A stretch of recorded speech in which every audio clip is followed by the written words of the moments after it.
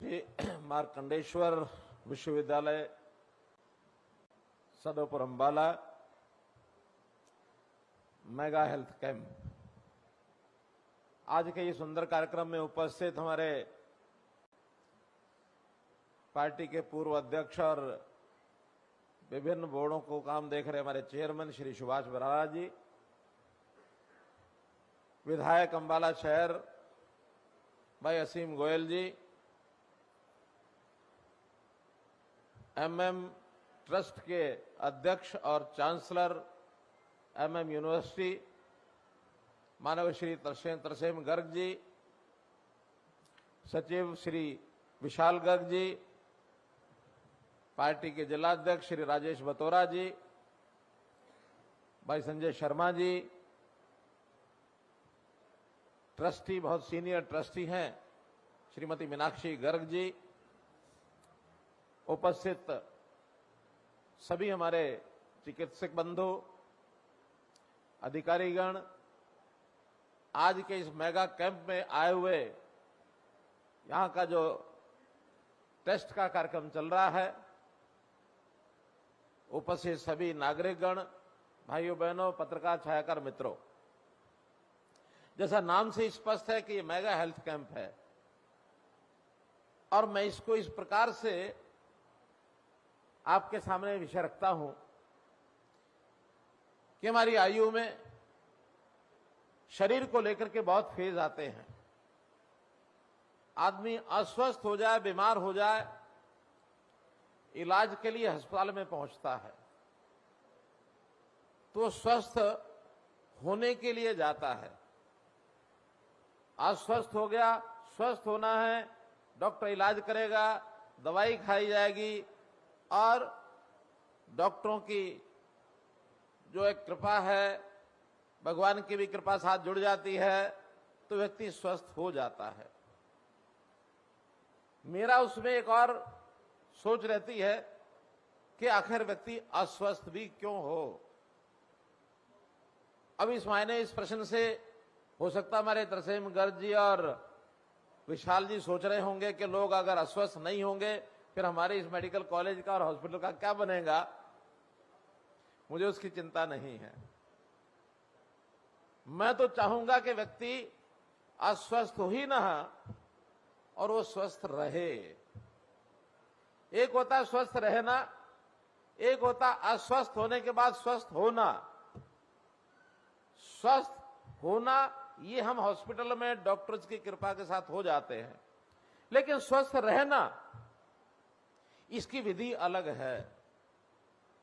इसकी विधि है कि व्यक्ति अपनी दिनचर्या वो कैसी रखता है, व्यक्ति अपने खाने पीने के स्वभाव में किस प्रकार का व्यवहार करता है, व्यक्ति अपनी सोच कैसी रखता है, उसमें से निर्भर होता कि यह स्वस्थ रहेगा या अस्वस्थ हो जाएगा।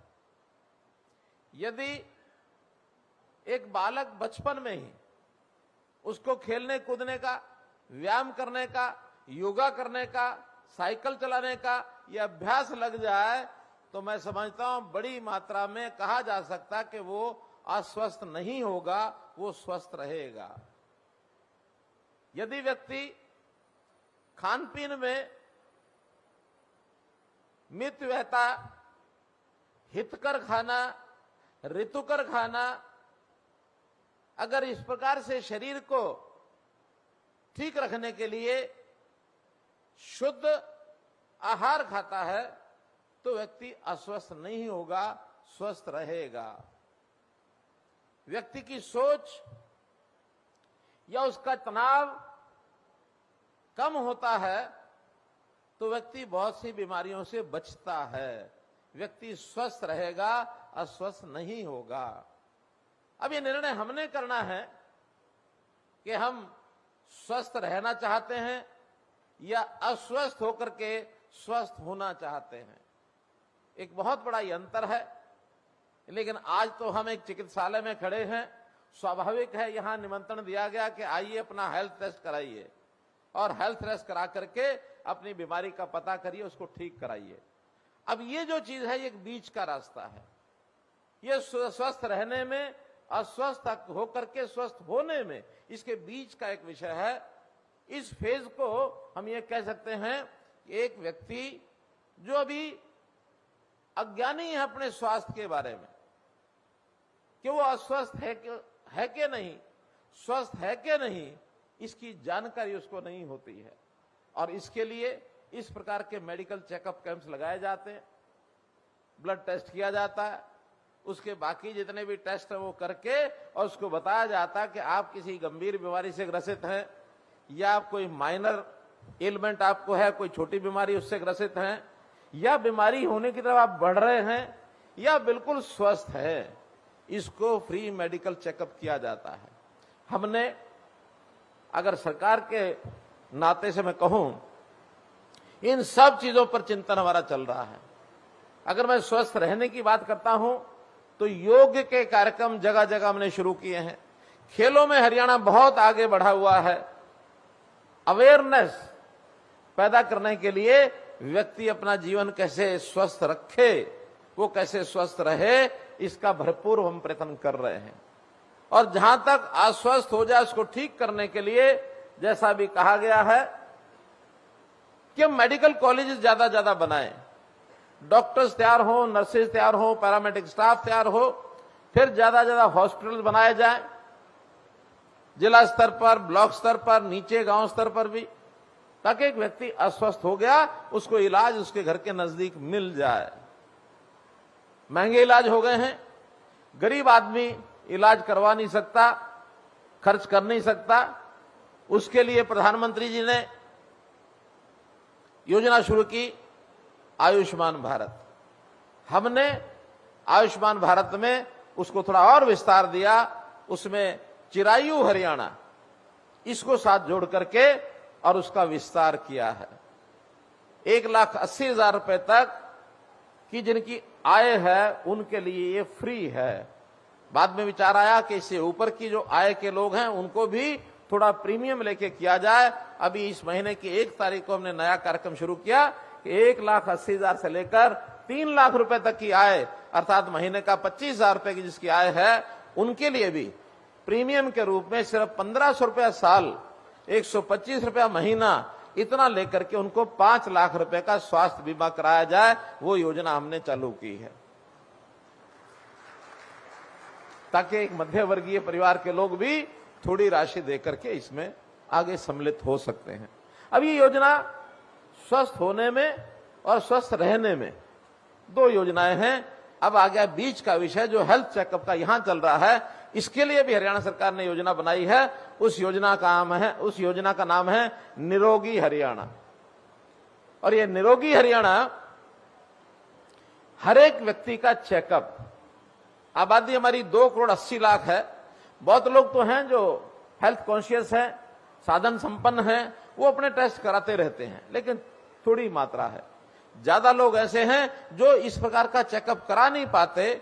तो एक सिरे से सब लोगों के हेल्थ चेकअप 2 साल में एक बार हो जाए, इस प्रक्रिया को हमने प्रारंभ किया है। सरकार का इंफ्रास्ट्रक्चर अपने आप में इतना नहीं है कि सबका चेकअप जल्दी हो सके।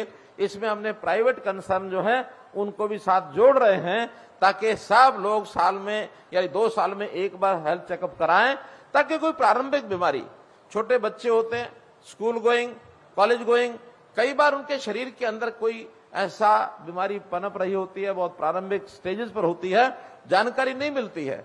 चेकअप के बाद जानकारी मिलती है और जानकारी मिल जाए तो उसका तुरंत इलाज, जैसे कहते हैं निप the evil in the bird.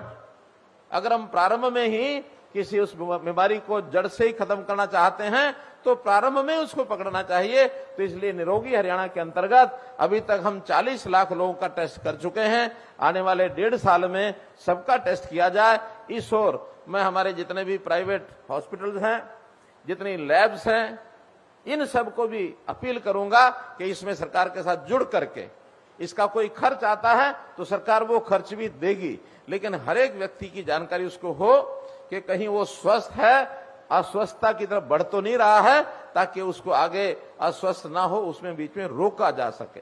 तो इस नाते से ये पूरा साइकिल, इस साइकिल में स्वस्थ रहने के लिए योगा के साथ साथ आयुर्वेद, आयुर्वेद का भी बहुत बड़ा उपयोग है, क्योंकि वो साइड की जो डिजीज जो होती है, साइड इफेक्ट उसके कम होंगे।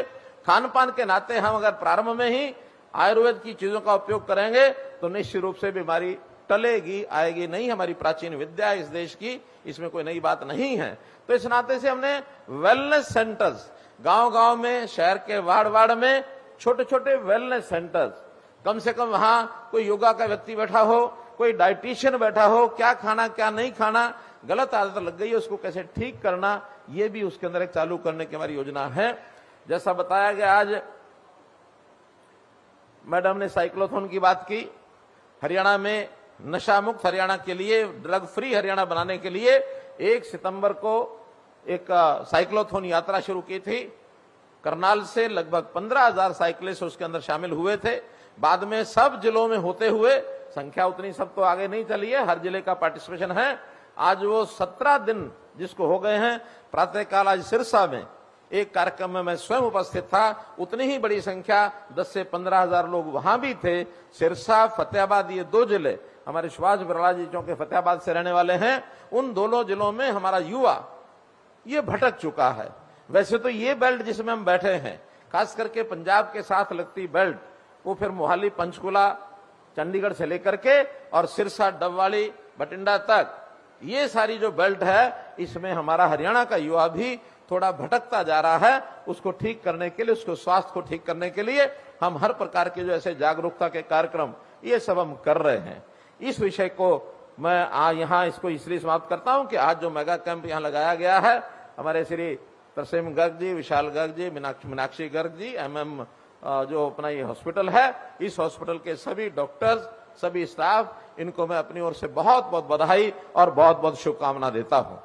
इस नाते से एक विषय और जिसकी चर्चा मुझे आज जरूर करनी है, क्योंकि वो भी आज के कार्यक्रम से जुड़ा है। आज 17 सितंबर है, देश के प्रधानमंत्री जी का आज जन्म दिवस है। उनके इस जन्म दिवस के अवसर पर, क्योंकि मुझे जब निमंत्रण मिला यहां का, तो इसी उपलक्ष्य में मिला कि प्रधानमंत्री जी के जन्मदिन के दिन हम जो यहाँ एक मेगा कैंप हेल्थ चेकअप का लगाना चाहते हैं, आप उसमें आइए। हालांकि मेरा कार्यक्रम बहुत लंबा बना हुआ था, मैंने पूरा हरियाणा आज नापा है, सिरसा, सिरसा से पलवल, पलवल से पानीपत, पानीपत से यहाँ आ रहा हूं मैं, तो इसलिए पूरा हरियाणा नाप करके यहाँ मैं आज आया हूं।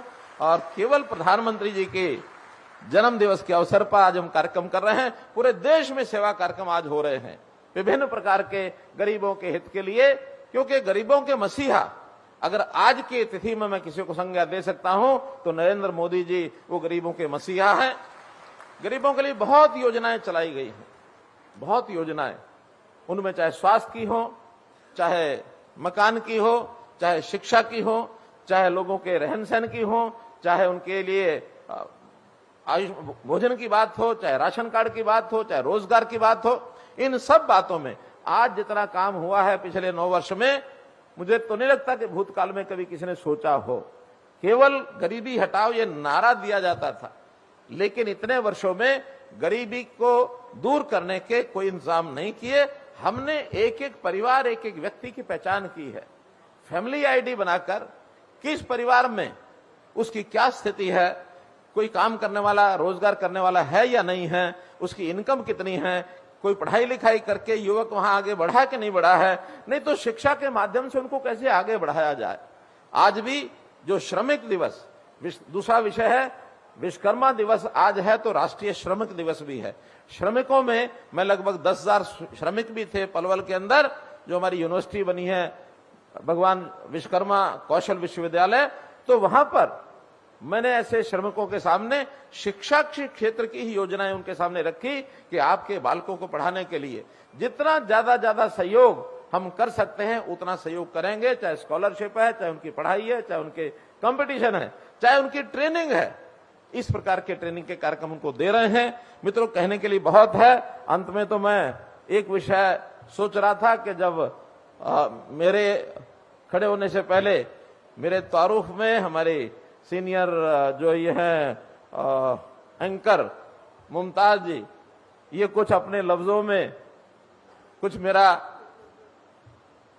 तारुफ, परिचय क्या कहते हैं, तारुफ करा रही थी, तो मुझे लगता था कि भी किन लफ्जों में अपने जज्बात में इजहार करूं, तो ऐसा बैठा बैठा मैं सोच रहा था, लेकिन फिर कभी मन में आता था कि हर जुबान में जो लफ्ज होते हैं, उसके जो नुक्ते होते हैं, उस नुक्ते के हेर फेर से कभी जुदा खुदा हो जाता, कभी खुदा जुदा हो जाता है, तो इसलिए थोड़ा बच के रहना पड़ता है। एक नेता हमारे इसी प्रकार से कुछ लफ्जों का उपयोग कर रहे थे। राजनीतिक नेता भाषण हमेशा करते हैं तो कुछ ना कुछ लोगों को संदेश भी देते हैं। तो उनका देखिए, मैं हर गरीब के दुख सुख में हमेशा काम करने के लिए हमेशा तैयार रहता हूं। आप कभी भी किसी भी समय मेरे पास आइए, हमेशा आपका खाविंद तैयार रहेगा। अब वो जैसे ही शब्द बोला, सामने कुछ महिलाएं बैठी थी।